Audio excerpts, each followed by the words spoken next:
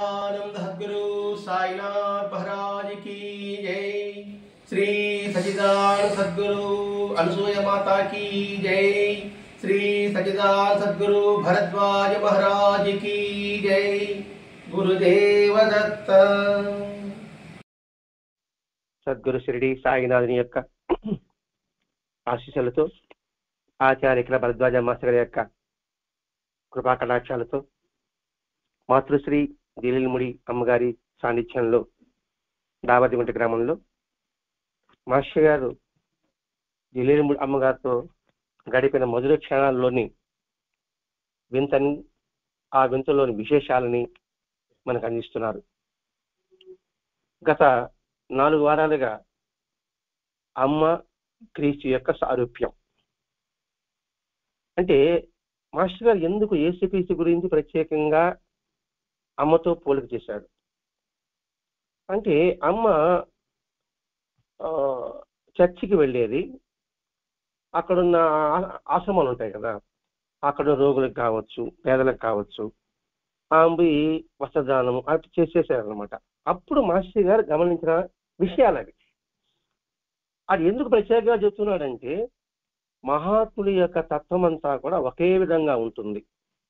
ఇక్కడ మహాత్ములు అంటే ఆ తత్వం ఎవరికైతే ఉంటుందో వారందరూ మహాత్ములే. ఇప్పుడు రాముడు ఏ తత్వం ఉందో, కృష్ణుడు ఏ తత్వం ఉందో, బుద్ధుడు ఏ తత్వం ఉందో అది మీలో ఉందనుకోండి, మీరు మహాత్ముల యొక్క తత్వం మీలో పుణికి పుచ్చుకున్నట్టు. అది ఎట్లా అవుతారండి? ఆయన వేరు వీళ్ళు వేరు అనే భావన ఇప్పుడు సమాజంలో ఉండేది. మీరు రూపాన్ని చూస్తున్నారు, పేరును చూస్తున్నారు, లోపల ఉన్న ఆత్మతత్వాన్ని మీరు దర్శించడం లేదు. దాని చిన్న ఉదాహరణ పెద్దగా ఉండడం లేదు. అర్ధరాత్రి 12 గంటలకి మీరు వై జంక్షన్లో నిలబడిపోయారు. మీకు అక్కడ ఏమి ఆటోలు దొరకలేదు, ఎవరో షారుకు పోయారు, గబల్ కారులో ఎక్కించుకున్నాడు, వచ్చి దావదుని దించాడు. మీరు ఏమంటారు? ఆయన్ని దేవుళ్ళలాగా అనుకుంటారు, అని పదం వాడతారు, షార్ అని అంటారు. మీరేమన్నా వాళ్ళు ఆ పదం ఎందుకు అంటున్నాము? ఆ లక్షణం ఎవరైతే ఉంటారో వాళ్ళు భగవంతుడు అంతే.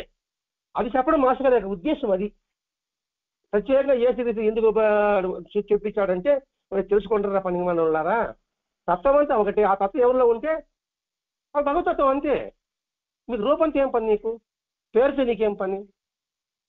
నీకు కావాల్సింది పాత్రానా లోపల పాయసం నీకు ముఖ్యము అనేది గమనించడం కోసమే మాస్టర్ గారు అమ్మ యేసుకి సారూప్యాన్ని పోలిచి తెప్పించాడు. పుట్టుక నుంచి చివరి జీవితం వరకు కూడా. ఈరోజు అనుగ్రహము, దైవానుగ్రహము లేదా భగవంతు అనుగ్రహము. అనుగ్రహం అంటే ఏమిటి అంటే, మనం ప్రార్థన చేస్తే వాళ్ళు మనం అనుగ్రహిస్తారనే భావన మనలో బాగా బలంగా నాటుకుని పోయింది. ప్రార్థిస్తే అనుగ్రహించేవాడు తల్లి ఎలా అవుతాడు, తండ్రి ఎలా అవుతాడు, భగవంతుడు ఎలా అవుతాడు?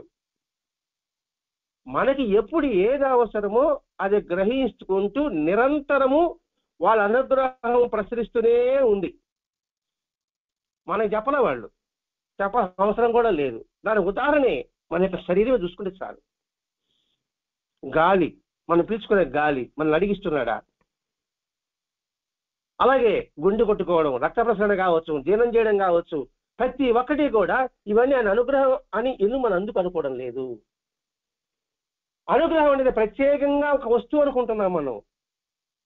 అనుగ్రహం అంటే నిరంతరము ప్రసరించే ఒక జీవనది లాంటిది. అది దానికి అడ్డు ఉండదు, కొంత మేరకు అది ఉండదు, అది నిరంతరం ప్రసరిస్తూనే ఉంటుంది.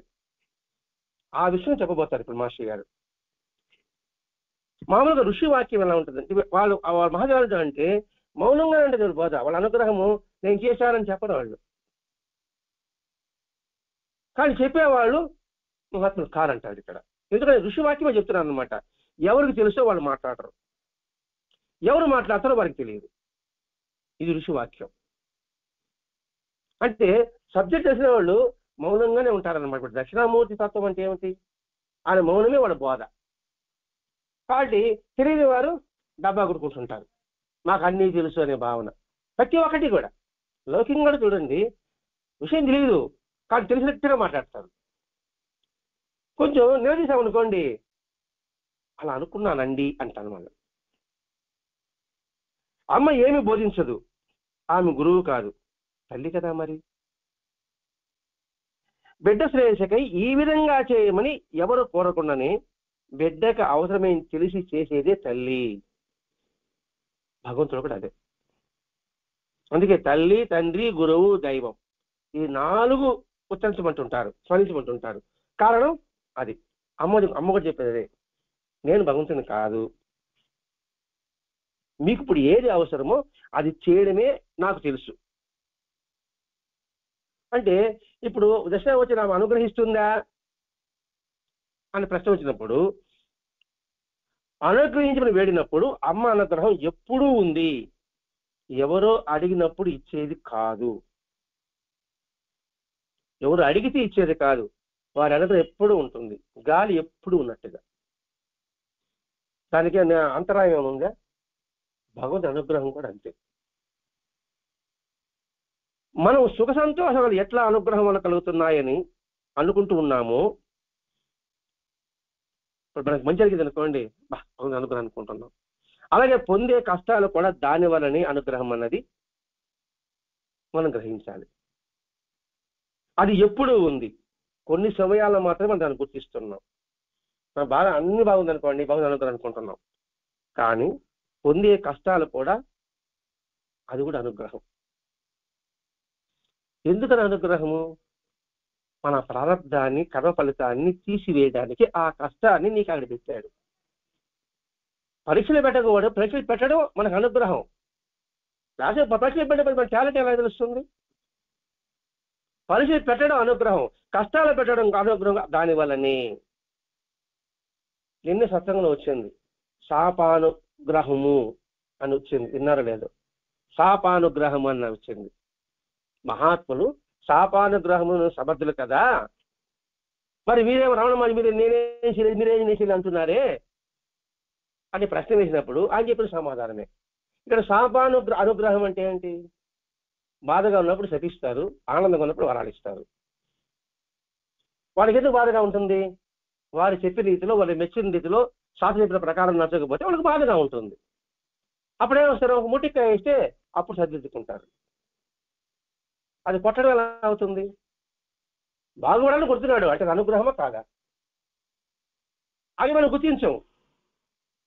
మనకు కలిగిన అనుగ్రహం జరిగినప్పుడు ఆ అనుగ్రహం అనుకుంటున్నాం, కష్టాలను మాత్రం అది అనుగ్రహం కాదు అనే భావన మనలో బలంగా నాటుకుని పోయింది. కొన్ని సమయాలు మాత్రమే దాన్ని గుర్తిస్తున్నాం. ఏది? కష్టం కూడా అనుగ్రహం అని కొన్ని సమయాలు గుర్తిస్తున్నాం. నేను ఒక 5 ఎకరాల పొలం కొనాలనుకున్నా. ఎకరా వచ్చి ఒక 50 లక్షలు మాట్లాడాం. ఆ 5 ఎకరాలు కొనడానికి అడ్వాన్స్ కూడా కట్టేశాను. ఇంక రీసెంట్ సమయంలో వాడు నేను అమ్మను అన్నాడు. ఇప్పుడు బాబాని తిట్టా, నాకు ఎందుకు నాకు పొలం లేదు, పొలం లేదు కదా, పొలం కొనాలనుకున్నాను, అది వస్తా ఉంటే దగ్గరలో దగ్గరలాగి చెడిపోయింది, ఏంటి బాబా అని కష్టపడ్డా. ఆ తర్వాత తెలిసింది అది కానీ కొన్ని ఉంటే అనేక చిక్కులు ఉంటాయని సంగతి. అప్పుడు బాబా నాకు మంచి చేశాను అంటున్నాం. అందుకే కొన్ని సమయాలను మాత్రం మనం గ్రహిస్తాము, అన్ని సమయాలు మనం గ్రహించము అని చెబుతూ మాస్టర్ ఇంత లోతుగా చూస్తారండి. ఈ గుర్తింపు కూడా ఆ అనుగ్రహం ఉన్నదనిపించిన తీరుచలను బట్టి మరికొన్ని సమయాల్లో మనం దాన్ని గుర్తించలేకున్నాము. గుర్తించినంత మాత్రాన అనుగ్రహం లేకుండా పోదు, గుర్తించినంత మాత్రాన అనుగ్రహం లేకుండా పోదు. వాళ్ళు ఎప్పుడు చెప్పి చేయరు. నువ్వు గుర్తించినా గుర్తించకపోయినా వాళ్ళ అనుగ్రహం ఎప్పుడో ఉంటుంది. మనం గాలి అది వస్తుందని రాదు మనం గుర్తుపెట్టుకుంటున్నామా? ఉత్సాహం గాలి పిలుస్తున్నామండి, గాలి వస్తే మనం గుర్తుపెట్టుకుంటున్నామా? మరి వీడు గుర్తుపెట్టుకోలేదని చెప్పేసి మన వరకు గాలి ఆపుతున్నాడా? భూమి మీద కూర్చున్నామని మనం గుర్తుందా? ఇంకా అసలు భూమి మీద కూర్చున్నామని మరి ఇప్పుడు మనం గుర్తుపెట్టుకోవాలని చెప్పేసి భూమి మీద కదులుతుందా? ఇది వాళ్ళకి ఇవ్వడమే తెలుసు. ఎదుటివాడు గుర్తించాడా గుర్తించలేదా అని సమ్మతమే వాళ్ళకి భగవంతుడికి ఉండదు. వాళ్ళు మహాత్ములు. ఇంత చేస్తున్నానే కానీ ఒక్కసారి కూడా నన్ను మెచ్చుకోలేదే అనుకుంటాడండి నా బొటిగాడు. మీరు ఇంత సహాయం చేస్తుంటే కూడా ఒక్కసారైనా ఏమయ్యా బల బాబు మా సహాయం చేస్తానని చెప్పలేదే అని అంటాడు. అంటే నిజమైన మాట ఏమంటాడంటే వాడు చేసి చేసుకుంటూనే పోతుంటాడు అంతే. ఎదుటి వాడు గుర్తించకపోవాలి. అది నిజమైన మానవ లక్షణం, మహాత్ముల మానవ లక్షణమే అది. ఈ రకంగా సమాజం చెప్తుంది. కనీసం నేను అట్లా అర్థం చేసుకున్నాను అమ్మ మాటలని అంటాడు మాస్టర్ గారు. అంటే అనుగ్రహం చెప్తున్నాడు. ఇవన్నీ మాస్టర్ గారి యొక్క భావనలు. ఏది మనం చెప్పుకున్నాడు కూడా, ఎట్లా అనుగ్రహం కలుగుతున్నాయో పొందే కష్టాల అనుగ్రహమే, దాని వల్లనే. అనుగ్రహం ఎప్పుడూ ఉంది. ఆ తీర్చలను బట్టి నువ్వు గుర్తిస్తున్నావు. మీరు గుర్తించలేని మాత్రాన వాళ్ళ అనుగ్రహం ఆగిపోదు. ఇవన్నీ నేను అమ్మ మాటలో నేను గ్రహించానంటున్నాడు మాస్టర్ గారు. అంటే ఎంత క్షుణ్ణంగా పరిశీలించాడు చూడండి ఇక్కడ అమ్మ యొక్క తత్వాన్ని. ఇప్పుడు బాబాయ్ మనం పూజిస్తున్నాం, బాబాయ్ యొక్క తత్వాన్ని మనం ఎంత క్షుణ్ణంగా పరిశీలించాం? అసలు ఎన్నిసార్లు బాబా చదువు ఉంటాం, ఎంతమంది మనం గ్రహించి ఉంటాము? అంటే ఏంటి, ఇప్పుడు ఏ పని చేసినా, ఏది చదివినా, ఏది పూజ చేసినా, ఏ సత్సంగం చెప్పినా ఎంత జాగ్రత్తగా ఉండాలి వర్తమానంలో. అప్పుడు అసలు విషయం నీకు అర్థమవుతుంది. నువ్వు వంట చేస్తున్నాడు అనుకోండి, వాడు చేస్తున్నప్పుడు మీరు జాగ్రత్తగా గమనిస్తే కదా ఎంత ఉప్పు వేస్తున్నాడు, ఎంత కారం వేస్తున్నాడు, ఎంత మసాలా వేస్తాడో తెలుస్తుంది.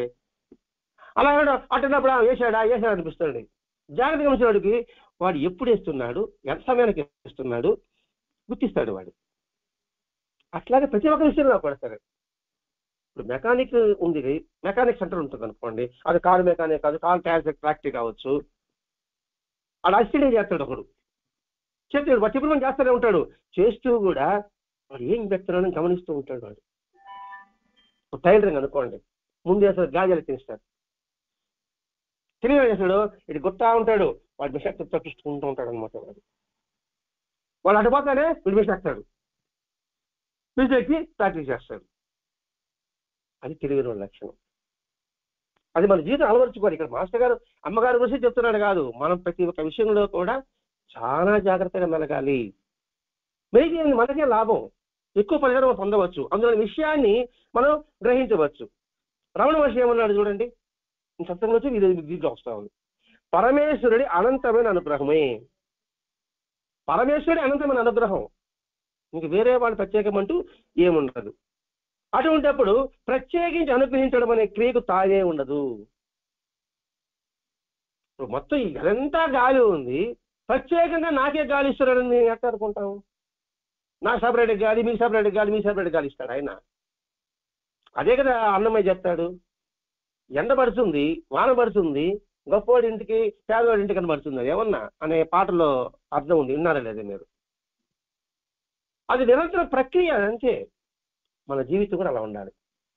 నిరంతరము ప్రేమతో, అభిమానంతో, దయతో, కరుణతో, అహింసతో సాగుతూ ఉండాలి. మనకి ఇష్టమైన పక్క ప్రేమ ఉండడం, ఇష్టమైన పక్క ప్రేమ లేకుండా కాదు. అదే సత్యము, అదే ఆధ్యాత్మిక. కొంచెం చెప్పిన క్వశ్చన్కి సత్యం అంటే అదే. తద్వారా ఏమవుతుంది, మనం సంస్కరింపబడతాం. అంటే మన ప్రవర్తన ఎలా ఉండాలి? అందరి పట్ల సమభావం కలిగి ఉండాలి. అది అభ్యాసం చేస్తే వస్తుంది. మొట్టమొదటి కష్టమే. చిన్నప్పుడు నాలుగు మీద కారం పడితే కష్టమే మనకి. అసలు ఇప్పుడు కారం లేకుండా తినగలుగుతున్నామా? కొద్దిగా కారం అలవాటు చేశాం కదండి. ఇది కూడా అంతే.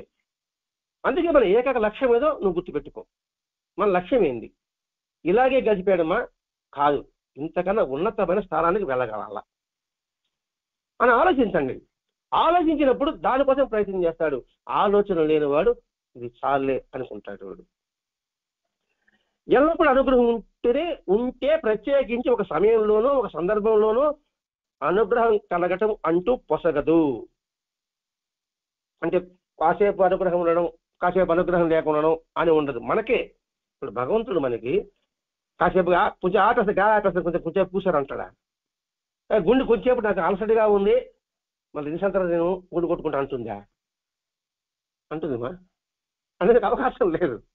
కాబట్టి ఆ అవకాశమే లేదు. అంటే ఏంటి?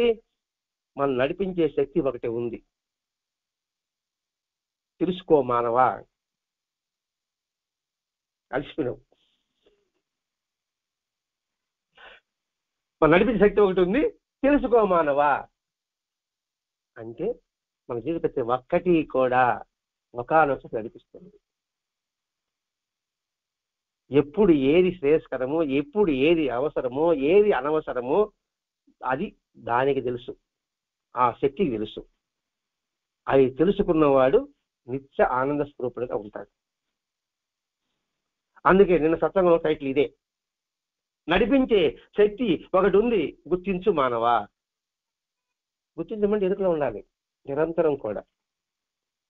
ఒక భాష చెప్పాలంటే ఏ జరిగినా అంతా మన మంచికే అనే భావన సింపుల్ ఒక్క వాక్యంలో చెప్పుకోవాలంటే అదే. ఎందుకంటే శివుని ఆజ్ఞనే చేయమైనా కుట్టదు, పెద్దవాళ్ళు చెప్పిన మాట.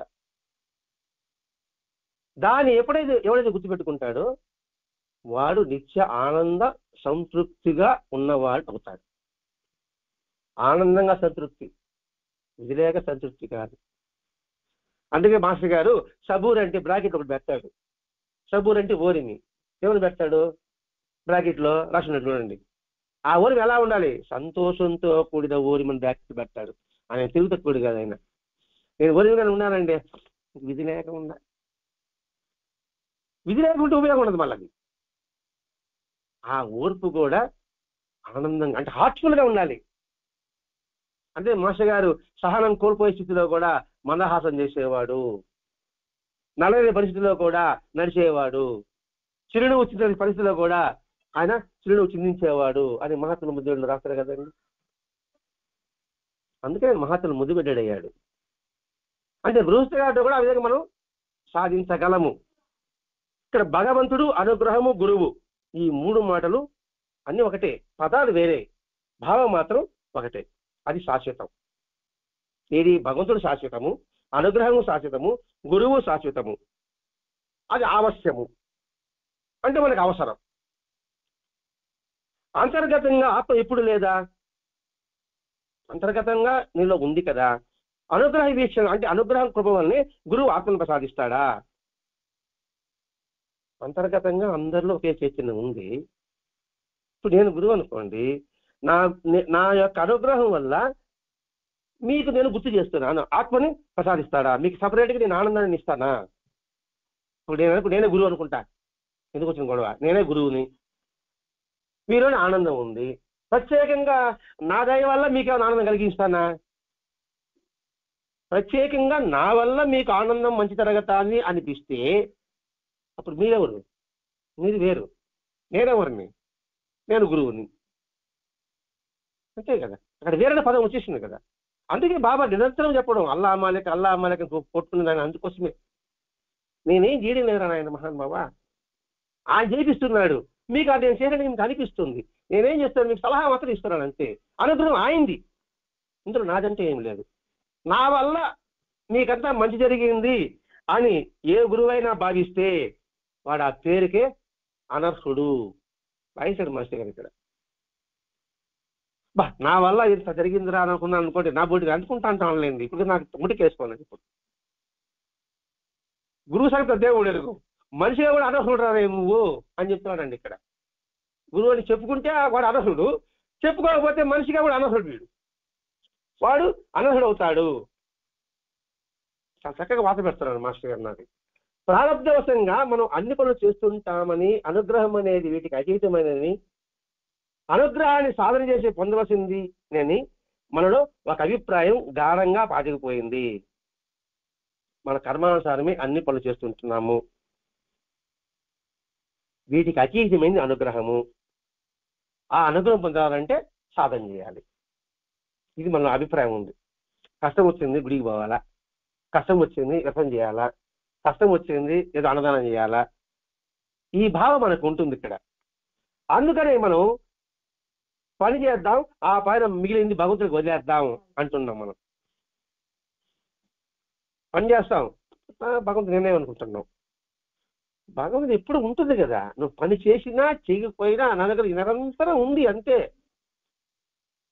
ఆ భావాన్ని మనం బలంగా నాటుకోవాలని మాస్టర్ చెప్తున్నానండి ఇక్కడ. మన భావం మనం చెప్తున్నాం, నా కర్మలు పనులు చేస్తున్నా కాబట్టి దీనికి ఈ కర్మం వల్ల చెడు కానీ మంచి కానీ దీనికి తనిగా మనకి మంచి చేయడానికి ఒక అనుగ్రహం ప్రారంభం ఒకటి ఉంది. ఆ అనుగ్రహం పొందాలంటే మనం ఏదో సాధన చేయాలి. వాళ్ళు సాధన చేశారు కాబట్టి వాళ్ళకి అటువంటి జరుగుతున్నాయి. నేను సాధన చేయలేదు కాబట్టి నాకు సాధన లేదు. నువ్వేం సాధన చేశావు అని అంటాం కదండి. బాబా చెప్తున్నారు అక్కడ, ఉద్దవేశ్వరుడు జ్ఞానేశ్వర పాలన చేస్తే నువ్వేం చేసారా, నువ్వు చేసారా, నువ్వు ఎట్లా చేసారా, నువ్వు ఎట్లా చేస్తాను బాబాయ్ ఏమన్నాడా 4 మూటికెళ్ళి ఇచ్చాడు. ఎందుకు నా చిన్ని కూడా తినిపిస్తావు నువ్వు, నేను జరీశాలు తలుచుకున్నాను కదరా, వాడి మీరు అడగడం కదా అన్నాడు. అంతా నీకు ఎలా జరిగిందండి, మీకు ఎలా జరిగిందండి, మీకు ఎలా జరిగింది, జరిగేది చక్కటి విషయాలండి ఇవి అని భగవద్ వదిలేద్దాం. కానీ మనం తరచూ అనుకుంటూ ఉంటాం, ఏది నేను పని చేసినా ఆ తర్వాత ఆయన నిర్ణయం అనుకుంటాం. అదృష్టం లేదండి అంటాం, ఇంకా మాట్లాడి వాడు దయ లేదంటాం. ఎందుకు మాట్లాడు కదా పాపం, దేవుడే మాట్లాడు, అందుకని వాడు దయ నాకు లేదండి, నిరుత్సాహం అనమాట. ఇక్కడ ఏదున్నాడంటే భగవద్ అనుగ్రహం కోసం ఏదో దీక్షలు చేయడం, ప్రార్థన చేయడం లాంటి ప్రయత్నాలు చేస్తూ ఉంటాం. అంటే ఏంటి, ఆయన స్తోత్ర ప్రియుడు, అంటే ఆయన పొగిడితే అసలు అయిపోతాడు. దేవుడు ఎట్లా అవుతాడండి? లేదంటే నువ్వు నాకు ఇస్తే నేను ఇస్తా, లంచగుండి అవుతాడు. లంచగుండి దేవుడు ఎట్లా అవుతాడండి? మనం అవలేదు కదా, నేను మొక్కుకుంటే మనం చిచ్చేస్తాడని మొక్కుకుంటే తీసింది ఆయన దేవుడు ఎట్లా అవుతాడండి? మాస్టర్ గారు కొంచెం ఘాటుగా చెప్తున్నట్టుగా ఉన్నది ఇక్కడ. అంటే అంత స్థాయికి ఆయన మనమే దిగదారుస్తున్నాం.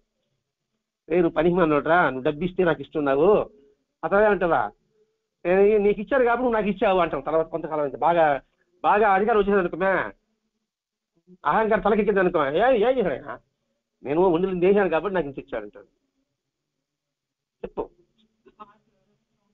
అది వస్తా ఉంటే మనకు పరీక్ష, అది మన దృష్టి పాట మీద పోయిందా దీని మీద ఉందా అని. దీని మీద ఆ పాట అసలు గుర్తురాదు, పాట చెప్పడం గుర్తు వస్తుంది అందరికి. ఇప్పుడు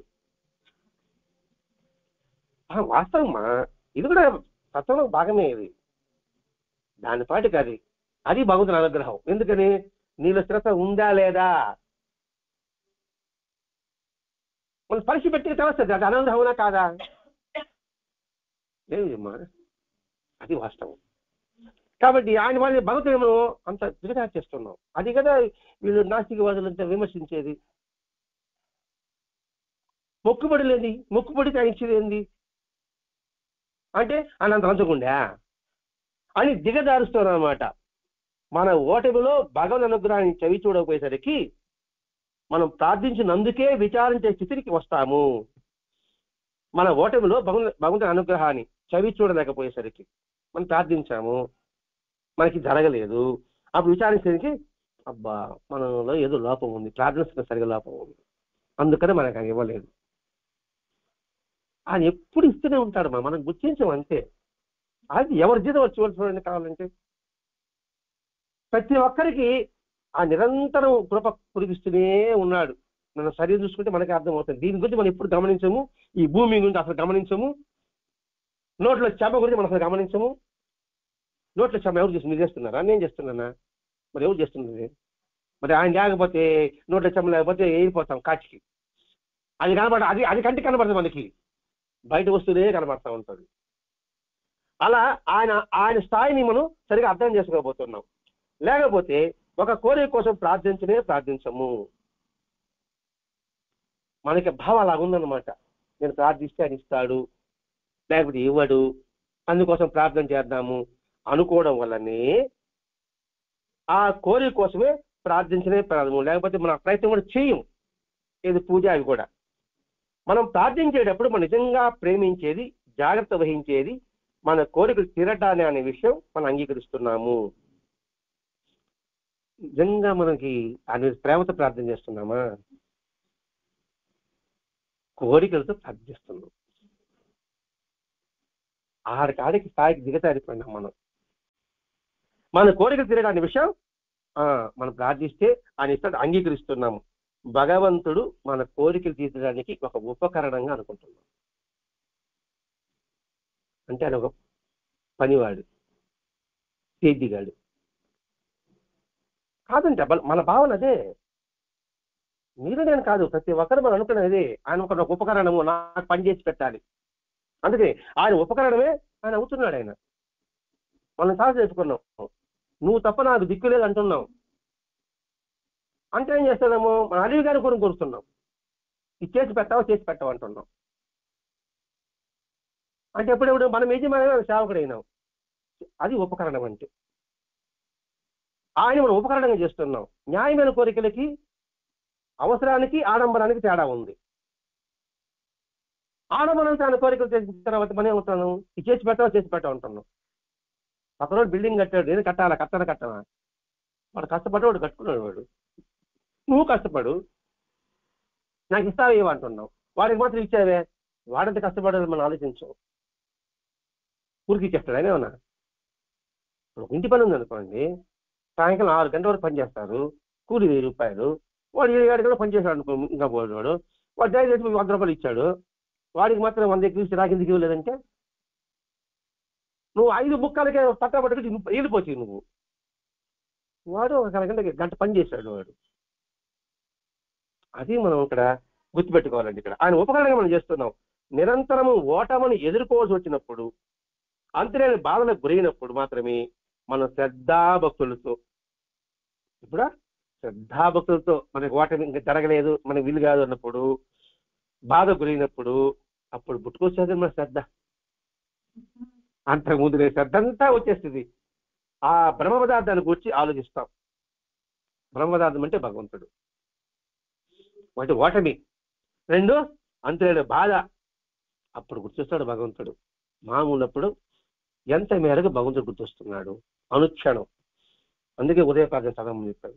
అనుక్షణం నేను చేసే కార్యములు, నేను చేసే సేవలు, నేను చూసే అందరినీ, నేను అనిపించే అనుభవాలన్నీ, నా మాటలన్నీ, నా ఆటలన్నీ, నా చేతలన్నీ, నా తలంపులన్నీ, ఈ భావంతా మనం ఎంతమంది గుర్తుపెట్టుకుంటున్నాం? మనం పద వాడేస్తాను. అలా గుర్తుపెట్టుకున్నవాడు నిజమైన సాధకుడు, భక్తుడు కాదు, సాధకుడే. తర్వాత భక్తుడు ఎప్పుడో కొన్ని జన్మలకి. సర్వదా ఉన్న భగవద్ అనుగ్రహం ఆ క్షణంలో మాత్రమే మనకు అనుభవం అవుతుందన్నమాట. ఎప్పుడైతే నీ శ్రద్ధాభక్తులు ఉందో నీకు కలిగిన, ఇప్పుడు కలిగింది అనుకుంటున్నాం, ఆ శ్రద్ధాభక్తులు రావడానికి అనుగ్రహం ఆయన. అది గుర్తుపెట్టుకో. గత అలా చేసుకోండి. 2016 9 సంవత్సరాలు. 9 సంవత్సరాల ముందు మనకి ఏమి తెలియదు. ఇప్పుడు కలిగిందంటే ఆయన అనుగ్రహమే. అది మనం గుర్తించాం. ఆయన సత్యం చెప్పాడు కాబట్టి, ఆయన భయం చెప్పాడు కాబట్టి, పలానా ప్రారంభం చేసింది కాబట్టి మనం ఇచ్చామనుకుంటున్నాం. ఆయన అనుగ్రహం లేనిది ఎవరు ఎక్కడికి ఏమీ చేయలేరు, రాలేరు. రాని వాళ్ళు చెడ్డవాళ్ళని మాత్రం బాగా ఉండకూడదు. అది కూడా మనం ముఖ్యమైన పాయింట్. అది లోనున్న అనుగ్రహ ప్రభావమే మన అనుగ్రహం కోసం పరితపించే వాళ్ళగా చేస్తుంది. మన సృష్టం బయలుదేరిందంటే ఆయన అనుగ్రహం. ఆయన ప్రార్థించాలని భావన కలిగిందంటే ఆయన అనుగ్రహం. నా ప్రయత్నం అనుకుంటాను నేను, నా ప్రయత్నం నేను చేస్తున్నాను అనుకుంటున్నాను. ఆయన అనుగ్రహం వల్ల నాలో అటువంటి ఆలోచన కలిగింపజేశాడనే సంగతి నేను మర్చిపోతున్నా. లోపలే ఉన్నాడు అంతర్యామి, దాన్ని గుర్తించలేకపోతున్నాం. ఆ అంతర్యామి నీకు ప్రయాణిస్తుంది, నువ్వు ఇప్పుడు ఈ పని చేయాలి సంగతి అని నమ్మని చెప్పడం కాదు, రమణమ్మ చెప్పాడంట. మనల్ని పరిశీపించే వాళ్ళుగా చేస్తుంది కూడా ఆ రమణ అన్నారు, రమణ అన్నాడు. దీనికి ఏం చెప్తారండి, మనం ప్రతి సత్తగా చెప్పుకుంటున్నాం. ఒక వ్యక్తి ధర్మపత్నికి డెలివరీ కష్టంగా ఉంటే, కాన్పు కష్టంగా ఉంటే ఒక టెలిగ్రామ్ కొట్టాడు రమణ మహర్షికి. పక్కనే శిష్యుడు ఉన్నాడు, ఆ టెలిగ్రామ్ చదివాడు. రమణ మహర్షి మామూలుగా నవ్వలేదు, మాట్లాడలేదు, కామ్గా ఉన్నాడు. మళ్ళా సాయంకాలం మళ్ళా టెలిగ్రామ్ వచ్చింది, భగవాన్ మీ దయ వల్ల సుఖప్రసవం అయిందని. అప్పుడు గమనే ఉన్నాడు. శిష్యుడికి అనుమానం వచ్చింది, స్వామి ఆ టెలిగ్రామ్ వచ్చినప్పుడు మీరు కనీసం ఇట్టం లేదు ఇప్పుడు వచ్చింది ఇట్ట అనలేదు అన్నప్పుడు ఆయన ఒకేమో చెప్తాడు, వాడి విశ్వాసమే, నా ప్రమేయం అంటే ఏమి లేదు, వాడికి విశ్వాసం కలిగించేదానికి భగవంతుడు అనుగ్రహం ఆ లీల. ఇట్లా భావిస్తా ఉన్నాం మనం, ఇప్పుడు ఇట్లా ఆలోచిస్తున్నాం. అసలు మనం మాస్టర్ ఆలోచించమంటున్నాడండి ఇక్కడ. ఎందుకంటే మనసును ప్రతి పాత్రని శుద్ధి చేసుకుంటూ రావాలి, ప్రతిరోజు శుద్ధి చేసుకోవాలి. పాత్ర శుద్ధి చేసుకోకుండా పాలు కాస్తే ఏమవుతుంది? విరిగిపోతుంది. మా పొద్దున గడిగాం కదా, ఇంకెందుకు చెప్పి సాయంకాలం పాలు పోసి కాయండి చూద్దాం, విరిగిపోతుంది. అందుకు మాస్టర్గా మన మనసుని ప్రతి క్షణము దాన్ని శుద్ధి చేసుకోవడానికి నువ్వు ప్రయత్నం చెయ్యి. పురుష ప్రయత్నము భగవంతుడు అనుగ్రహాలను గురించి మనం తీవ్రంగా సత్వాన్వేషణ చేయదలిచినప్పుడే నిజంగా మనం అజ్ఞానం అనే భ్రమ తొలగాలని పరితపిస్తున్నామన్నమాట. ఇప్పుడు మన ప్రయత్నం అంతే ఏంది, భక్తులకు కాదు, మన అజ్ఞానం తిరిగిపోవడానికి ఇవన్నీ.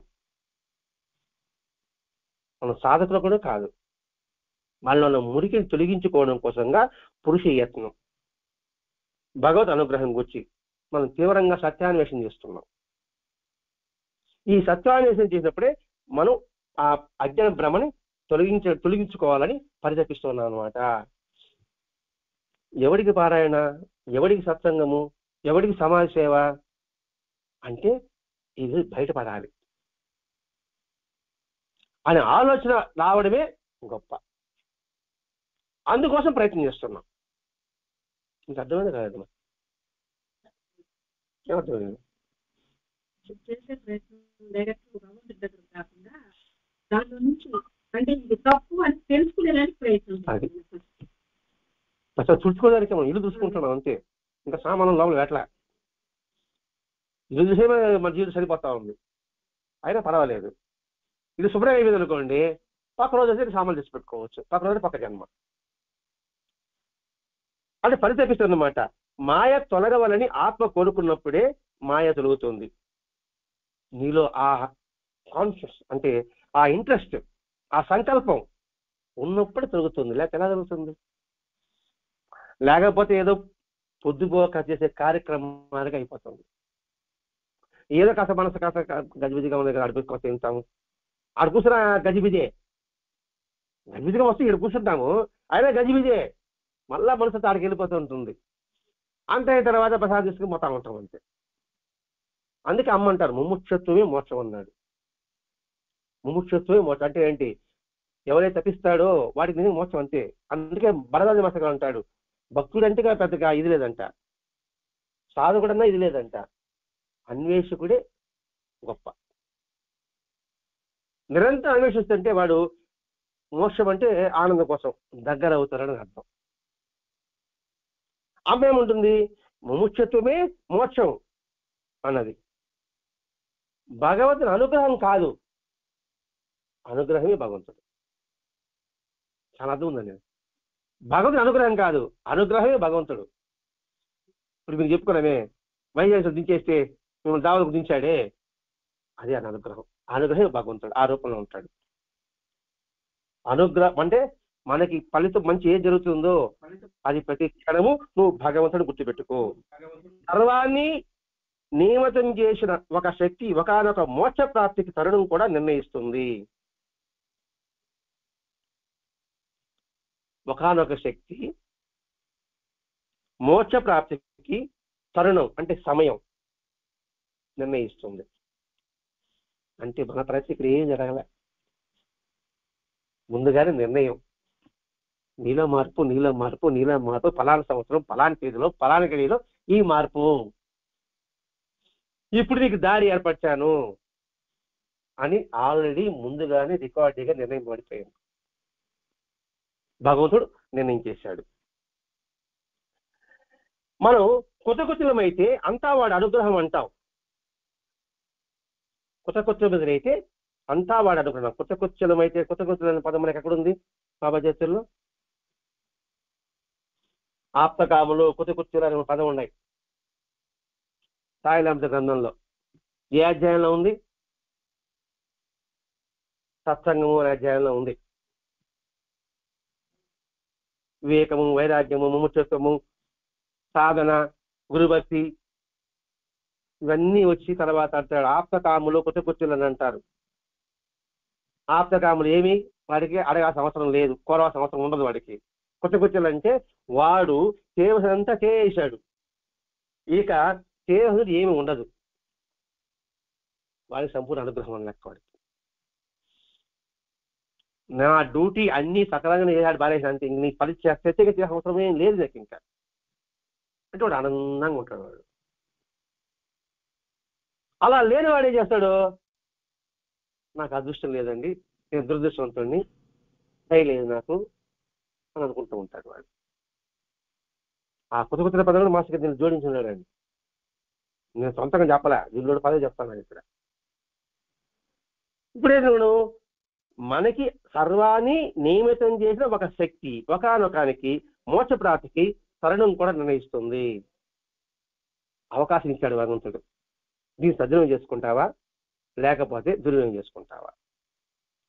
అజ్ఞానమైన మనం దేని అనుగ్రహం భావిస్తున్నామో దాన్ని గుర్తించే తరుణం కూడా సర్వ సృష్టి నియమిత అయినప్పుడే నిర్ణయింపబడింది. ఇందులో నా వల్ల మీరు సత్సంగానికి రావడం అంటూ ఏమీ లేదు. ఇక్కడ ఆల్రెడీ మీరు సత్సంగానికి రావాలి, మాతృ కోరికలు కోరుకోవాలి అని భగవంతుడు ఆల్రెడీగా లైటింగ్ అయిపోయింది.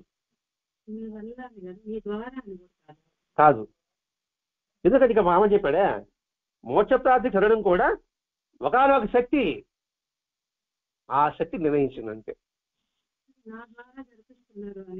అది నా ద్వారా అనే పదవి లేదు అక్కడ. నా అంటే ఎవడు? ఆ శక్తి. నా అన్నారు మీరు ఇక్కడ. నా అన్న మన అన్న ఇందులో పనిచేసేది ఏది? అది ఇక్కడ పాయింట్. ఇక్కడ నా దారే. నా అంటే ఎవరు? I am the way, I am the truth, I am the life అన్నాడు యేసుక్రీస్తు. ఐ ఆమ్ అంటే ఏమిటి? యేసుక్రీస్తునా? నేనంటే అండి ఒకనొక చైతన్య శక్తి స్వరూపం. అది ఆ శక్తి నిర్ణయం చేసింది నిన్ను. అది సర్వ సృష్టి నియమితమైనప్పుడే చూడండి నిర్ణయింపబడిపోయింది. సర్వ సృష్టి నియమితమైనప్పుడే అంటే దావదగుంట గ్రామం ఏర్పడక ముందే ఏర్పడతానే నిర్ణయం. దావదం ఎవరు పడాలా, ఎవరో ఇక్కడ నిలిపోవాలా అనేది ఈ దావాదగుంట ఏర్పడక ముందే నియమితం అయిపోయింది. ఇది సర్వ సృష్టి నియమిత అంటే. ఎవరేమనుకున్నారు ఇక్కడ పడతారని, ఎవరు ఇక్కడ వెళ్ళిపోతారని? అది ఇక్కడ ఇక్కడే ఉండాలని కూడా ఆల్రెడీ నియమం. అది ఇక పారిపోవాలనుకున్నారు, అదా ఇక్కడ ఉండరు కూర్చుని పెట్టారు. ఇక్కడే ఉండు, నీకు ముందు ఫలితం ఉందని కూర్చోబెట్టాడు. అయ్యో నన్ను ఇంకా ఇక్కడే ఇచ్చారు, పక్కింట్లో ఇచ్చారు నాకు డాక్టర్ బాధపడ్డాను మనమంతా కూడా. అందుకే సర్వ సృష్టి నియమిత పదం చూడండి, అయినప్పుడే నిర్ణయించబడింది. అంటే సర్వ సృష్టి ఎప్పుడైతే నిర్ణయించబడిందో అప్పుడే ఈ రోజు ఈ గంటలో ఇక్కడ మనం కలవాలని ఆల్రెడీ రికార్డెడ్. అనుకున్నప్పుడు అహంకారం ఉండదు, అంతా ఆయన అనిపిస్తుంది.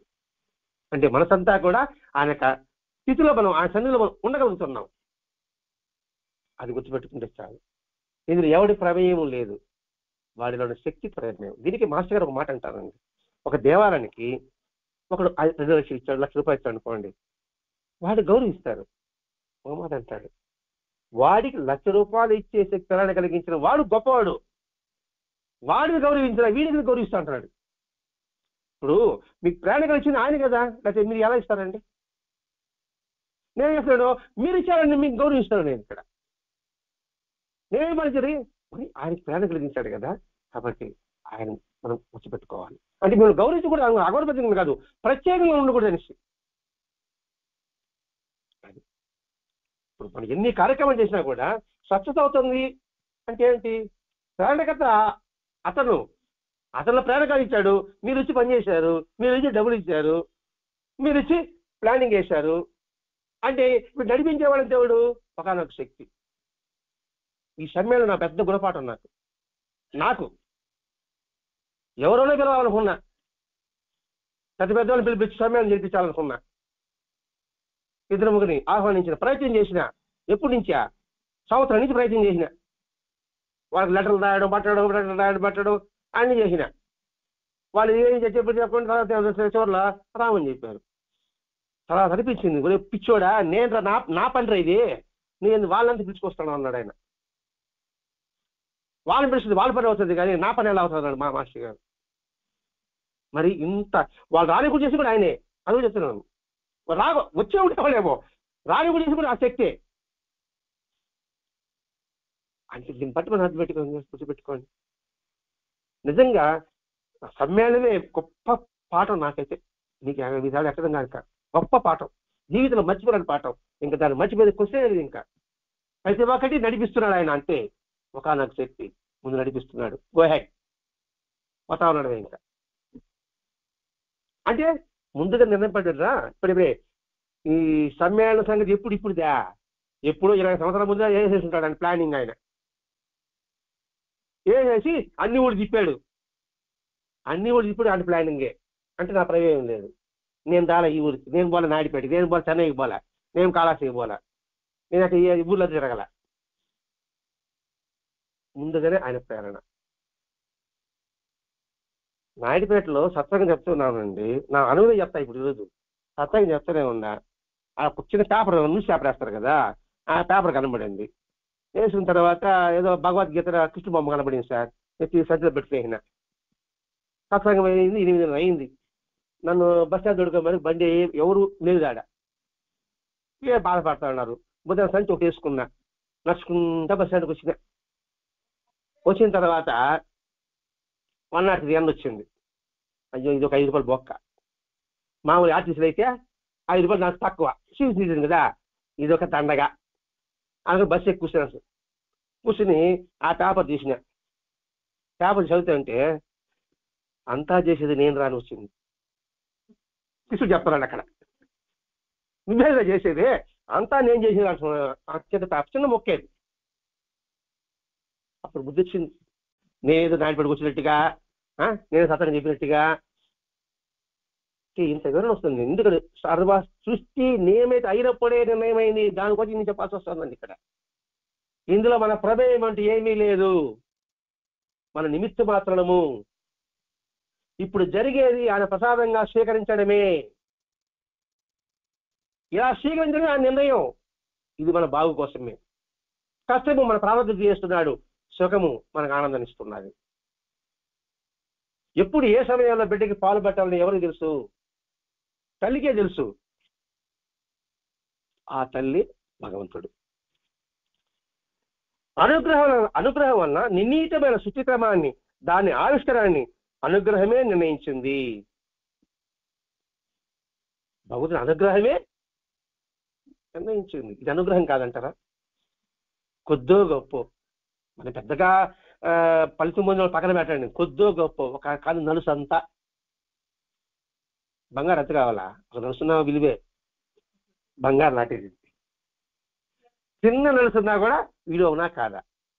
చాలు. ఆ విలువ మనకి లభించింది, అది నిర్ణయింపబడింది. మనకు మాత్రం అనుగ్రహాన్ని గుర్తించిన తరుణమే అనుగ్రహం అవుతుంది. మనకు మాత్రం ఇప్పుడే నాకు అదృష్టం కలిగింది, ఇంతకు అంతా నాకు లేదు అనుకుంటాడండి. అన్ని నా కథలే వస్తుంది ఈరోజు. మీ కథలు రావడం లేదు ఏమని. మీరు కొంచెం పర్ఫెక్ట్ కదా, అందుకని. ఇది ప్రయత్నపూర్వకంగా సంభవించింది కాదు. మీరు అనుకున్నారా? నేను అనుకున్నానా? నేను ప్రయత్నం చేశానా? వీడికి రావాలనేది. ఇన్నిసార్లు దావాది కూడా రాలేదు. నేను పొలం కాడికే మరి ఆ గుడి సత్యంగా చెప్పండి, నేను ప్రయత్నించాను, నేనేమన్నా. అందుకని ఇది ప్రయత్నపూర్వకంగా సంభవించేది కాదు, ప్రయత్నం వల్ల ఫలించింది, బహుకృతి అవుతుంది. ప్రయత్నం వల్ల ఫలించింది అన్నాడు. ప్రయత్నపూర్వకం వేరే, ప్రయత్నం వేరే. అంటే గత జన్మల ప్రయత్నం వల్ల ఇప్పుడు ఫలించింది. వాంటెడ్గా చేయాలని నేను రాలా, ఎప్పుడో ప్రయత్నం, అది ఇప్పుడు ఫలించింది. ఎప్పుడో మొక్క నాటాం, అది ఇప్పుడు పండైంది. అది బహుకృతి అవుతుంది. అంటే బహుకృతి అంటే అన్ని ఆకారాలు అనుకుందాం, మనకి తెలుగు తెలియదు కదా. సరే, అందుకే దాన ధర్మాల వల్ల కానీ, తీవ్ర తపోయోగ సాధన వల్ల కానీ, ఫలం కానీ విశ్వరూప సందర్శనం భాగ్యం కలగదు. ఎవరు చెప్పాడు? భగవద్గీతలో కృష్ణపరమాత్ముడు 12వ అధ్యాయంలో 42 శ్లోకాలు చెప్పేస్తున్నాడు. నువ్వు దాన ధర్మాలు చేసావు, తపం చేసావు, యోగం చేసినావు, ఏమీ కలగదు. విశ్వ సందర్శనం భాగ్యం నీకు కలగదు. మరి ఎలా ఉండాలి? ఏం చేస్తే విశ్వ ప్రయత్నం కలుగుతుంది? చిత్తశుద్ధి ఉంటే కలుగుతుంది. ఆ చిత్తశుద్ధి రావాలంటే ఆయన అనుగ్రహం కావాలి. ఆ అనుగ్రహం అంటే ఏంటి? ఈ శుద్ధి రావాలంటే పారాయణ చేయాలని సంకల్పం రావాలి, సత్సంగం చేయాలని సంకల్పం రావాలి, సద్గురు చేయాలని సంకల్పం రావాలి. ఆ అనుగ్రహం అంటే ఇవన్నీ వస్తుంది. ఇవి వచ్చినప్పుడు చిత్తశుద్ధి ఉంటుంది. ఆ చిత్తశుద్ధి కలిగినప్పుడే నీకు ఈ విషయమంతా కూడా ఆయన రూపం కనిపిస్తుంది. అంతేగాని నేను దాన ధర్మాలు చేశాను, నాకు భగవత్ జ్ఞానం కలగాలంటే కలగడానికి అవకాశం ఉండదు. అర్హతల ప్రమేయం లేకుండానే అనుగ్రహం ఆవిష్కరిస్తూ ఉంటుంది. అర్హత ప్రమేయం ఉండదు. అర్హత అంటే ఇంకా వాడు డాబు డప్పులు ఉండేవాడా, కులం కాని కులవాడా, జాతి కాని కనవాడా ఉండదు. వాడి అర్హతల ప్రమేయం ఉండదు. అనుగ్రహం ఆవిష్కరిస్తూనే ఉంటుంది. చూసానండి, వాడు ఇంతగా డెవలప్ అయ్యాడు అనుకుంటాం. అర్హత లేదు అన్నారు పూర్వజన్మ ప్రయత్న ఫలితం. అలాగే చోటమ్మ అనుకుంటున్నాం, ఆమె ఏం సాధన చేసింది, ఆమె ఏం అర్హత ఉంది? చూసారు, మామూలు స్త్రీయే కదా, కానీ అనుగ్రహం ఆవిష్కరిస్తూ ఉంటుంది. క్రీస్తు అన్నాడు, ప్రతి క్రీస్తు పెట్టినాడు మాస్టర్ గారు, ఇక్కడ భగవంతుడు తప్ప మంచితనం అంటే ఏమీ లేదు. సపరేట్గా భగవంతుడే మంచితనం, సపరేట్గా అంటే ఏముండదు. భగవంతుడు తప్ప మంచితనం అంటూ లేదని ఆయన చెప్పాడు. గుణభేదమేనని నాకు కులభేదం ఏమిటని అమ్మ చెప్పింది. నాకు అది కావాలి, గుణం కావాలి, నాకు కులంతో ఏం సంబంధం అని అమ్మ చెప్పింది. విచక్షణ లేని వీక్షణే అనుగ్రహం అని చెప్పింది. విచక్షణ లేని వీక్షణే అనుగ్రహము అని అమ్మ చెప్తుంది. అంటే ఆలోచనతో ఏముండదు. అతనికి అనుగ్రహం ఎల్లప్పుడూ ప్రసరిస్తూనే ఉంటుంది. విచక్షణ లేని వీక్షణ, విచక్షణ లేని వీక్షణ. వీక్షణ అంటే చూడడం. మనకు ఆలోచించే ఇది మంచిగా చెడు అని ఏమి లే, దృష్టి అంతా భగవంతుడి మీద ఉంటుంది అంతే. అది అనుగ్రహం. శిశువు కోరిన ప్రతిదీ తల్లి పెట్టదు. శిశువుకు అవసరమైంది ఏదో తల్లి దాన్ని పెడుతుంది. మనకు అనుగ్రహింపబడింది మనం కోరుకునేది కానప్పుడు దాని అజ్ఞానవశులమై అనుగ్రహంగా గుర్తించలేకపోతున్నాము. ఇప్పుడు పొలం సంగతి చెప్పుకున్నాం కదా, అదన్నమాట.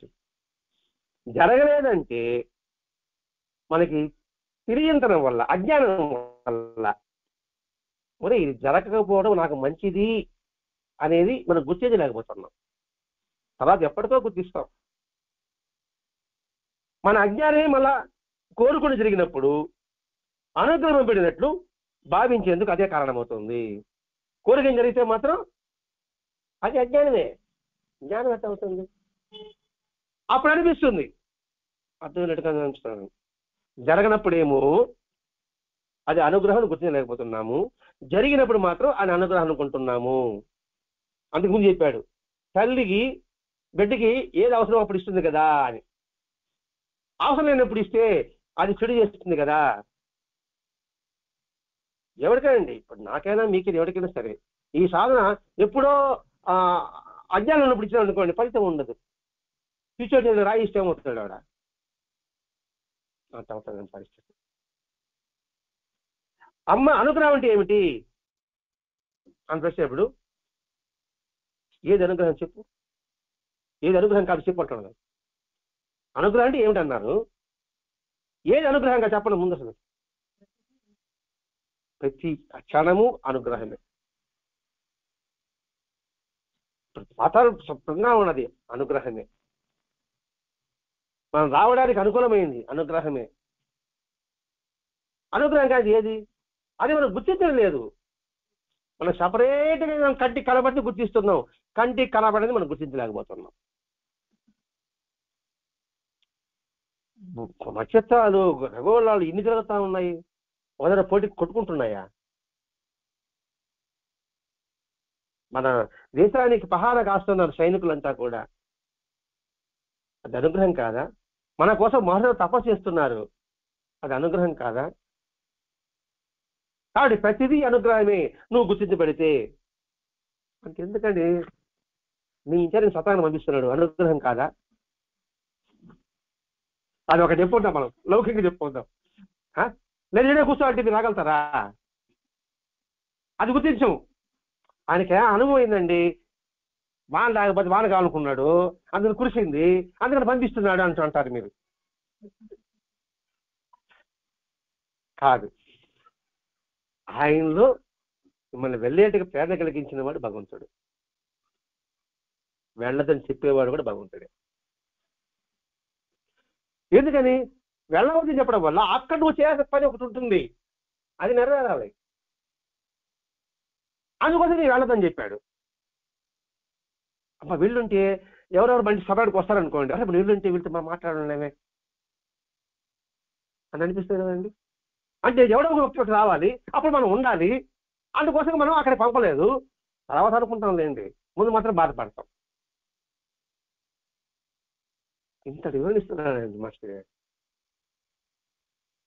అంటే వెళ్ళకూడదు అనేది మనం శిక్ష అనుకుంటాం, కాదు శిక్షణ. అంతే, అది అనుగ్రహమే. ఇది ఏదో కారణం ఉంటుంది అంతే. ఒకవేళ ఏ కారణం ఏ గమ్మునే కూర్చున్నాను ఇక్కడ అంటే అక్కడికి పోతే ఏం జరుగుతుందో, నీ ఆలోచన ఎలా ఉంటుందో, అక్కడ ఎవరైనా నీకు నీకు నీకు వ్యతిరేకులు వచ్చారనుకో, చదువు వచ్చారనుకోండి, నీ భావం ఎలా ఉంటుందో, కొత్త కొత్త అడిగింది అనుకోండి, ఆ కొత్త నీకు ద్వేషాన్ని తగ్గించాడా లేదా, ఇన్ని కోణాలు ఉంటుందండి. సమస్య కాదు. ఎందుకంటే కారణం అంటే కూర్చుని ఏమన్నా అండి కూడా గమ్మునే కూర్చున్నా అన్నారు. అక్కడికి పోయింటే నీ ఆలోచన ఎలా ఉంటుందో, నువ్వు ప్రశాంతంగా ఉన్నావు, అక్కడ పోయిన తర్వాత గజిబిజైంది అనుకోండి, అది మేర ఇది మేర. అందుకని ఆపాడు. ఒకటి గుర్తుపెట్టుకోలేదు, ఎప్పుడైతే నీ సర్వశరణాగతి విశ్వసిస్తామో అనుక్షణం ఆయన అనుగ్రహం అనుభవతూనే ఉంటుందండి. ఇది స్వానుభవం, ఇది మాత్రం 100% సత్యం అంతే, దీనికి తిరిగే లేదు. ప్రతి క్షణం కూడా ఆయన నా శక్తిరా నా శక్తి చెప్తానే ఉన్నాడు ఆయన, ప్రతి ఒక్క విషయంలో కూడా అండి. ఈ మాటల్లో చెప్పడానికి అదే అనుగ్రహం అట్లా ఉంటుంది. బోధించడంలో ఏమున్నదు, సర్వాన్ని బోధించకుండానే బోధపరుస్తుంది అనే చెప్పడు, కానీ మనకి బోధపరుస్తున్నాడు, చక్కగా చేస్తున్నాడు. మాస్టర్ మనతో మాట్లాడుతున్నాడా, బాబా అంతా మాట్లాడుతున్నాడా, ఎందరో రూపంలో నీకు బోధించాడుగా నీకు ఎరుగపరుస్తున్నాడు. నువ్వు గుర్తిస్తున్నావా? గుర్తిస్తే అద్భుతం, వాడు లివింగ్ ప్రజెన్స్ ఉన్నట్లే. ప్రతిదీ అండి అంతే. బాధపడిన గుణం ఎలాగ వస్తుందమ్మా, మన ప్రశ్న వేస్తుంది ఇక్కడ. బాధపడిన గుణం ఎలా వస్తుంది? నేను బాధపడకుండా ఉండాలి, నాకు ఆ మంచి గుణం రావాలంటే ఎలా వస్తుంది? బాధని నువ్వు అనుకునే దాన్ని చేసిన వాడిస్తేను, బాధని మనం అనుకుంటున్నాం, దాన్ని చేసిన వాడిస్తేను అంటే నువ్వు బాధ నువ్వు అనుకుంటున్నావు, ఈ బాధ వాడిస్తేనో అనుకుంటే నీకు బాధపడే గుణం ఉండదు. ఇంకా అర్థం కాల, బాధపడే గుణం నాకు ఎట్లా వస్తుంది? ఇది ప్రశ్న. బాధపడే గుణం నువ్వు అనుకుంటున్నావు, ఈ బాధపడే నువ్వు అనుకునే దాన్ని చేసిన వాడిస్తేనో, ఇది వాడు నాకు ఇచ్చాడు అర్థమైంది అనుకుంటున్నా, అనుకుంటే బాధ లేదు. మన బాధపడే గుణమే కదా. మరి ఈ బాధ ఆయన ఇచ్చాడు, మనం చెప్పుకున్నాం మీరాబాయి కుదిసిదా, అది చెప్పబోతావు నువ్వు. మీరాబాయి ఏం చెప్పింది పోయిన వారం సొంతంగా విన్నారు. మీరాబాయి ఏం చెప్పిందా, నువ్వు నాతో మాట్లాడకపో, నాకే సంబంధమే లేదండి, నేను మాత్రం నువ్వు వదలను. కొంచెం సత్తంలో సార్, నువ్వు నాతో మాట్లాడు, నా కష్టమి, నువ్వు సుఖమి, నువ్వు నన్ను ప్రేమించకపో, నాకు సంబంధమే లే, నేను మాత్రం నీ ఆత్మ నేను వెళ్ళను. ఆత్మ సుఖుడిని అంటున్నాను. నువ్వు పొడిచినా కూడా సరే నేనేం చేయను అట్ల ప్రహ్లాదుడు. అది అప్పుడు బాధపడే గుణం ఏడ ఉంటుంది? ప్రహ్లాదుడు ఏనుగు వచ్చి కాలు పైకెత్తింది, ఆహా విష్ణు పాదం నన్ను దాగుతావని అనుకున్నాడు, బాధపడ్డాడా? నిప్పులో చేశాడు, ఆహా నేను ఆలింగనం చేసుకుంటున్నా విష్ణువుని. పాములు వేశాడు, అబ్బా విష్ణువు నా మెడకంటే అలంకరించినాడు అనుకున్నాడు. ఇప్పుడు బాధపడే గుణం ఉంది ఆయనకి? అన్ని ఆయన ఇచ్చాడు, భావన వచ్చింది. అదేంటి అర్థం? ఇచ్చేవాడు ఒక్కడే అందరికి వేరే వేరే అనుభవాలు ఇచ్చాడేమమ్మా, ఇచ్చాడు ఒకడే అన్నాడు, మరి అందరికి వేరే అనుభవిస్తున్నాడు ఏంటి? నాటకకర్త అన్ని పాత్రలకి ఒకలాంటి అనుభవం ఇస్తాడన్నా? నాటకం రాసేవాడు అందరికి ఒకే ఒక పాత్ర ఇస్తాడు, అది ఆ నాటకం ఎట్ట అవుతుంది? నాటకకర్త అందరికి ఒకే పాత్ర ఇస్తాడు, అందరు హీరోలు చేస్తాడా? అందరిని విలన్ చేస్తాడా? అందరి కామెడీ యాక్టింగ్ చేస్తాడా? చేస్తాడు. ఇదే పైన కూర్చున్నాడు, కింద కూర్చొని పెట్టుకున్నాడంటే వీడి పైన కూర్చునే పాత్ర వీడికి రాజభోగం, వీడు చెప్పాలా, కింద కూర్చొని వినాలా, మీరు చెప్పాలా, మీరు వినాలా, అది మీ పాత్ర, ఇది నా పాత్ర. అందరూ వీడు కూర్చొని పెట్టాడు అనుకోండి, ఇవ్వండి ఎవరు అక్కడ పోనీ చెప్పేవాడు ఎవడు కనపడతాడు అసలు? అందరూ పలకేసారు, ఎవడు రాజా? ఏంటి బా వాస్తవం ఉంటే వాస్తవాలండి, ఎందుకు నవ్వితే నాకు అర్థం కావడం ఇక్కడ. చూడండి ఇక్కడ నాటకర్త అన్ని పాత్రలకి ఒకేలా అనుభవం ఇస్తాడన్నా. ఇక్కడ నాటకం ఎవరి కోసం అమ్మా? రాసింది తన కోసమే, ఆడించేది తన కోసమే, ఆడేది తానే, ప్రేక్షకులు తానే, అన్నీ తానే. రాసేవాడికి ఒకటే గాని అనుభవించేవారు వేరు వేరు అయినందువల్ల ఒక పాత్ర ఇంకొకరికి బాధగా ఉంటుంది. పుస్తకం రాస్తాను అనుకున్న కథలో, ఒక సినిమా రాస్తాను అనుకోండి, నాలో భావమే కదా. హీరో పాత్ర రాస్తాను, హీరోయిన్ పోయినాడు, హీరోయిన్ పట్టుకున్నది, విలన్ వచ్చాడు, కొట్టాడు, తట్టాడు, ఇప్పుడు కామెడీ యాక్టర్ వచ్చాడు, అది ఎవరు చేసింది? అది ఒకే అయితే అని అనువే. కానీ ఆ లోపల మాత్రం పాత్రలు మాత్రం సపరేట్గా ఉన్నారు.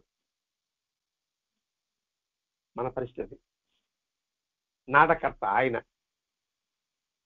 మరి ఆయన ఊహలోని సంకల్పంలోని భాగాలు మనం. నిన్ను ఈడ కూర్చోమని పెట్టాడు, అది ఆయన సంకల్పమే. నన్ను ఈడ కూర్చొని పెట్టాడు, ఇది ఆయన సంకల్పమే.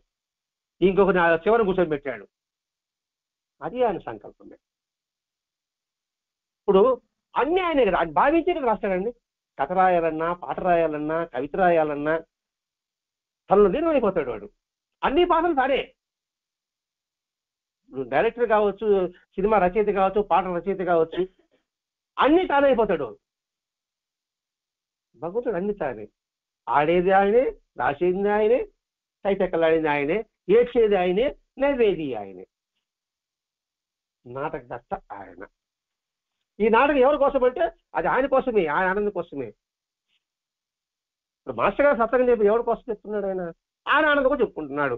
అందుకని ఈ పాత్ర పెట్టాడు. దావదుగుంట ఒక పక్క పెట్టాడు, సాయినగర్ ఒక పక్కన పెట్టాడు, కరంబూర్ ఒక పక్క పెట్టాడు, నాయుడుపేట ఒక పక్క పెట్టాడు. ఇది ఆయన సంకల్పంలో భాగమా లేకపోతే ఇంకేమైనా భాగమా? అది కాబట్టి కర్త ఆయన, అది ఆయనకు ఆనందం. మన ఆ విధంగా ఆలోచించుకున్నాడు. నొప్పి ఎవరమ్మా అంటున్నాడు మళ్ళా. అంటే ఒకరి బాధగా ఉంటుంది కదా, నొప్పి ఎవరికమ్మా? అది తానే. బాధపడేది కూడా ఆయనే. రాస్తాడు కదండి ఆ పాత్ర రాసేటప్పుడు, హృదయం ధ్రవిస్తాడు కదండి. సంతోషం ఆయనే, తృష్ణ ఆయనే, కోరిక ఆయనే, తృప్తి ఆయనే, మంచి ఆయనే, చెడ్డ ఆయనే, అన్నీ తానే. అన్నింటికి తానే ఆధారం, ఇంకెవరు లేరు. అన్నిటికీ తానే ఆధారం. ఈ సంకల్పంలో నుంచి వచ్చింది అనమాట అన్ని కూడా. ఈ సంకల్పం నుంచి బాగానే బలవంతుడు కూర్చోవడం నాకు. కాబట్టి అన్నిటికీ ఆధారపోతాడు ఎవడు? భరద్వాజ మహర్షి గారు. ఆయన కనుసనలో మనం ఎదుగుతున్నాం. ఇలా అంటే అలా పోతున్నాం, ఇలా అంటే అలా పోతున్నాం, ఇలా అంటే ఇలా కూర్చుంటున్నాం. మరి ఇదంతా ఆయన అనుగ్రహం కాదా? అనుగ్రహం అంటే ఇదే, పెద్దగా ఏమి లేదండి. ప్రతి క్షణము అనుగ్రహమే. అనుగ్రహం లేనిది ఎక్కడుంది? మనకి అవకాశం ఇచ్చడం ఆయన అనుగ్రహం, ఆయన సంకల్పంలో భాగం. దానికి మనం ఎంత ఆనందించాలి, ఎంత కృతజ్ఞతగా ఉండాలి. ఆ కృతజ్ఞతాన్ని పెంచడం కోసమే అనుగ్రహం అంటే, అనుగ్రహం లేని ప్రదేశమే లేదు, అనుగ్రహం లేని క్షణమే లేదు. నిరంతరము అనుగ్రహము ఒక జీవన లాంటి ప్రవాహం సాగుతూనే ఉంటుంది. నువ్వు ఆ అనుగ్రహాన్ని ఒడిచి పట్టుకుంటావా, పిడతలో పట్టుకుంటావా, బిందెలో పట్టుకుంటావా, చెమ్ములో పట్టుకుంటావా, బకెట్లో పెట్టుకుంటావా, హృదయంలో పట్టుకుంటావా? అది వాడి సామర్థ్యం బట్టి ఉంటుంది. ఇది గొప్ప సందేశం మాస్టర్ గారు మనకి. ఆయన సంకల్పంలో మన ఒక భాగం. ఫస్ట్ आनंद सद्गुरु साईनाथ महाराज की जय। श्री सच्चिदानंद सद्गुरु अनसूया माता की जय। श्री सच्चिदानंद सद्गुरु भरद्वाज महाराज की जय। गुरुदेव दत्त।